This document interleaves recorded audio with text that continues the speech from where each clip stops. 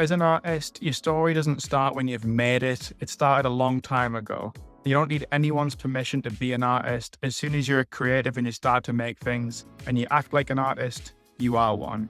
In this video, I want to discuss how you can use your story and tell it from the start to empower your career and turn audience members into fans for life. All great stories start, from the start. So we're going to start by looking back at your journey and using that as you grow as an artist. The earlier you can start documenting things, whether through audio or video, the better. You imagine all the different things you've seen, perhaps music documentaries, you see all that early footage. That sort of thing can't be made later. It's invaluable, and not just when you're massive either. The earlier you can start to capture your journey, the more you can show your fans what you're doing, what you stand for, and who you are.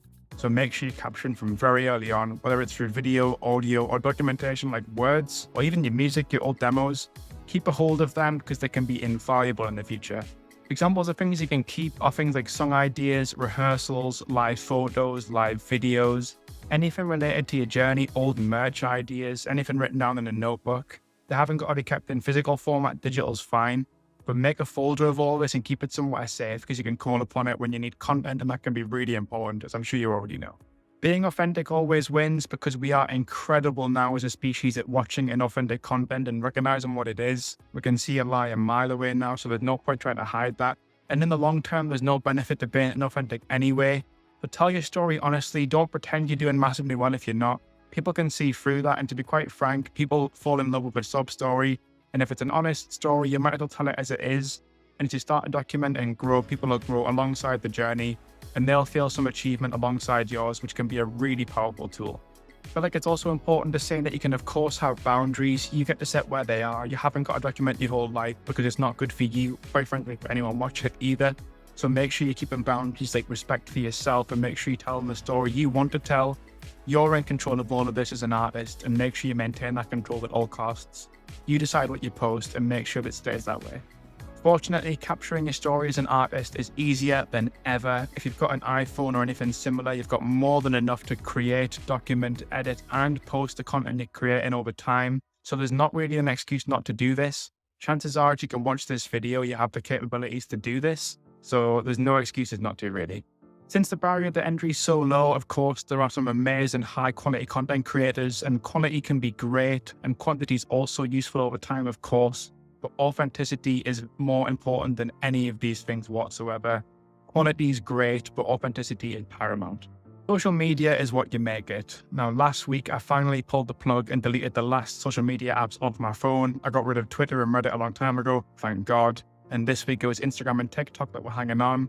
As soon as I learned I could do all of my posts and stuff apart from stories, which is really annoying, without the mobile apps, I got rid of them, hopefully for life. And I've realized I've missed absolutely nothing. My screen time's gone down, my mental health's gone up. So you don't have to do that, of course. You know, if you want to enjoy social media, by all means, I'm not telling you what to do. You know your own limits, you know what's best for you. I'm not going to pretend that I do.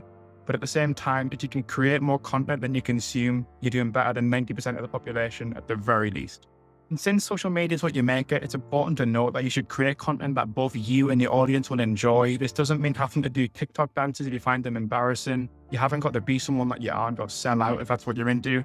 You can be yourself as long as you present it in a captivating and interesting way. You haven't got to pretend to be anybody. And the best creators over the long term tend to be themselves. Because if you put on a fake face, that eventually burns out and ends up in controversy eventually. So being yourself in the long run always wins. Next, I'm going to talk about engaging and building your audience. And the first step of this is to realize the best social media schedule is the one that you can stick to. Consistency is important. It doesn't mean posting every single day. That's unsustainable though. You have to pick a schedule that's sustainable for you and your needs. Only you can decide this, of course. A good rule of thumb for this is think about your worst or busiest weeks. If you can stick to a content schedule, then it'll be much easier in your best weeks. For me, this is currently 3 posts a week, give or take, with daily stories. But everyone's different. You can set your own rules in this and stick to them over time. And every month or so, I'll reevaluate where I am and what I'm doing. I encourage you to do the same. It's great to take stock and make sure things are working. Really important stuff to look at in the near future. The next thing is to mention that social media platforms are supposed to be social, even though you wouldn't think so when they go on them.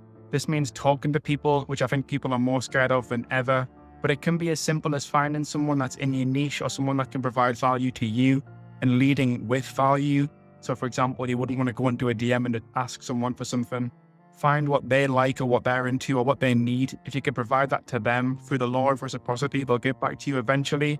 This isn't necessarily a 1-to-1 ratio of you give and you get back, but at the same time, 9 times out of 10, it ends up working in your favor. So go out there and make some connections with people. You can't substitute those. And the relationships you build on Instagram or whatever platform at the time can be really, really important and long lasting. And eventually you can look back and sort of draw the lines and realize where connections were made. Oftentimes it can be from a simple conversation. These things lead into other things over time, and you could end up supporting someone else at your show or starting a relationship with a possible fan. You never know where it's going to be. However, if you don't make these connections, it's pretty obvious things aren't going to move forward. So the way that I see it is there's only one way to do things, which is to start. Even if you start super slowly, 1 new DM a day. At the moment, I'm doing about 10 with artists that I work with. Keep it slow, keep it gradual, and eventually it'll pay off. As you build your audience through content and conversations, it's important to take stock every once in a while. I mentioned this earlier. For me, this is monthly. Social media platforms are great for engagement metrics, although don't get too wrapped up in them. They can be very, very encompassing. So you can see the likes, shares, retention. That's the tip of the iceberg. There are so many different layers there, especially with YouTube. They go crazy, far more than I can understand. But these metrics are really important to see what's working, what's sticking. Pay attention to what works and double down on it, especially if you're enjoying making it. It's pretty obvious to say that, but it's something that I must touch on. If something's working, keep going, keep pushing that, and feel that you can get some longevity for a series, for example. If you can start to become known for a style of content over time, that's going to really pay off. I understand that the content creation wheel can be really exhausting. I've been there a lot. It's very, very tough to stay consistent and to start new conversations and tell your story from the start. But at the same time, these are opportunities that were never available to people in the past. Gatekeepers in the 90s and before that were there. You had to be signed to a record label. None of that exists anymore to this level. You get to make decisions from early on, and you decide when you want to hand over control. If you ever do, that's a whole different conversation. I hope this discussion has been useful in creating content and telling your story from the start. If you're an artist and you want to work with me on your music to make it sound incredible, check the top link in the description. We can work together. Otherwise, thank you so much for watching.